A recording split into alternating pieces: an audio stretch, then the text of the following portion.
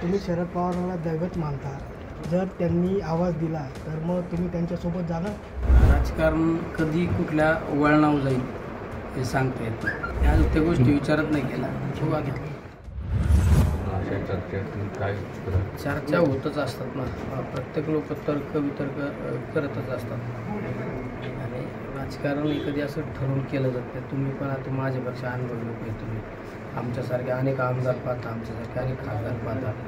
या गोष्टी कधी कधी अशा होऊन जातात आणि हे 5 वर्षात आम्हाला इतकं शिकायला मिळालं. वेगवेगळ्या विचारसरणीचे पक्ष, जे पक्ष कधी कोणी स्वप्नात विचार नाही केला की ते पक्ष एकत्र येऊन सरकार स्थापन करतील, असं शिवसेना, राष्ट्रवादी आणि काँग्रेस हे तिन्ही वेगवेगळ्या विचारसरणीचे पक्ष एकत्र आले, महाविकास आघाडी स्थापन केली. नंतरच्या 2.5 वर्षाच्या कालखंडामध्ये 2.5 वर्षानंतर म्हणजे अचानक असं काही झालं की रात्रीत काही आमदार लोक बाहेर पडले आणि परत भाजप आणि शिवसेना शिंदे साहेबांचं सरकार स्थापन झालं. अशा गोष्टी अचानक घडतात.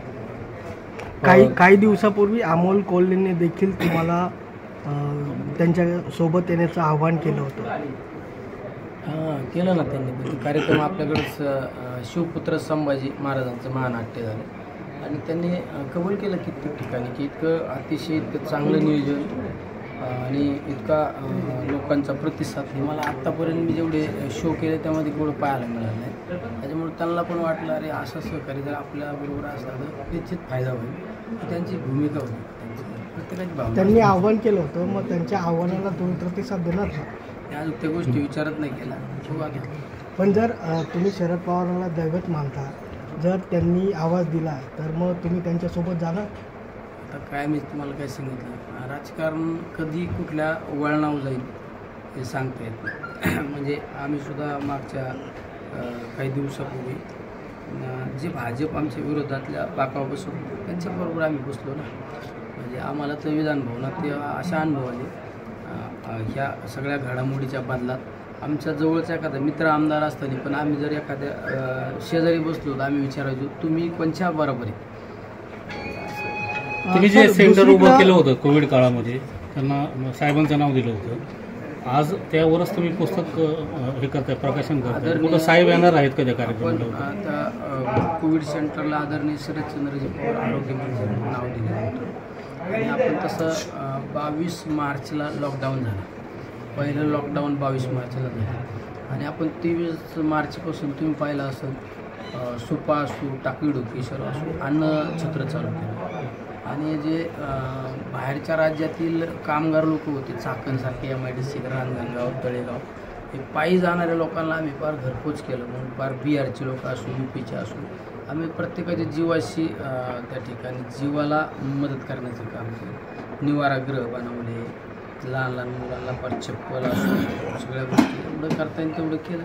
नंतर पहिली लाट आली, दुसरी लाट आली, हे सगळे अनुभव त्या पुस्तकात दिलेले आहेत. काल रोहित पवारांनी एक तुम्हाला आव्हान केलं आहे की निलेश लंकेंनी जास्त वेळ न लावता आमच्यासोबत लवकर यावं आणि त्यांचं स्वागतच करू. मी आज काय बघितलं नाही, विचारतो वाटतं तो थोड्या वेळाने रोहित पवार साहेबांना की तुमचं आव्हान काय नाही. काल तुम्ही अजित पवार उपमुख्यमंत्री यांची भेट घेतली. इकडे चर्चा सुरू आहे, पण शरद पवार यांच्या गटात येतात. काल भेटीत काय झालं? मुंबईला गेल्यानंतर दादा हे आमचे नेते आहेत, ते आम्हाला सुद्धा कार्यकर्त्यांना मतदारसंघातला आढावा त्यांच्यासमोर मांडावा लागतो आणि काही अडचणी असतात त्यांच्याशी चर्चा करावं लागते. हे आमचं एक रुटीन ठरलेलं आहे. तुम्ही म्हणता कार्यकर्त्यांना असं वाटतं की नेता मोठा झाला पाहिजे, पण जर कार्यकर्त्यांनी जर तुम्हाला आव्हान केलं की तुम्ही लोकसभेची निवडणूक लढवावी तर तुम्ही त्यांच्या आव्हानाला प्रतिसाद देणार? पाहू ना, त्याच्यावर कसं असतं, अजून त्या गोष्टी लय मुद्द्यावर नाही आलेल्या, त्याच्यामुळे त्याच्यावर मी चर्चाच नाही केली.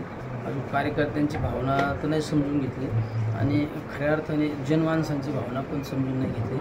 तर निश्चित तुम्ही म्हणताय म्हणलं मी त्या भावना समजून घेतो, कार्यकर्त्यांच्या पण भावना विचारात घेतो. पण बघू, आपण ठरवून आपण तुम्हाला पण सगळे आपण एकत्र बसून निर्णय घेऊ. कारण ज्यावेळेस अमोल कोल्हेंनी तुम्हाला आव्हान केलं होतं त्यावेळेस कार्यकर्त्यांनी देखील घोषणा दिल्या होत्या.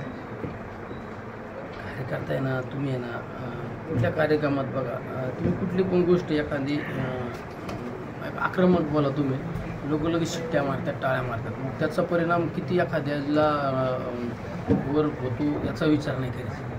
प्रत्येक विचारात 2-2, 3-3 मतप्रवाह असतात. तुम्ही बघा एखाद्या भाषणात एखाद्या नेत्यावर तुम्ही सरकून टीका करा, लगेच लोक टाळ्या शिट्ट्या मारणार. पण काही वर्ग अरे चुकीचं बोललं बरं का, हे लोकांना पटत नाही ना. हे असं असतं. भाजपची दुसरी लिस्ट जी आहे तर ती काल जारी झाली. त्याच्यामध्ये नगर दक्षिणमधून सुजय विखे देखील उभे राहत आहेत. आता मी ती यादी नाही बघितली.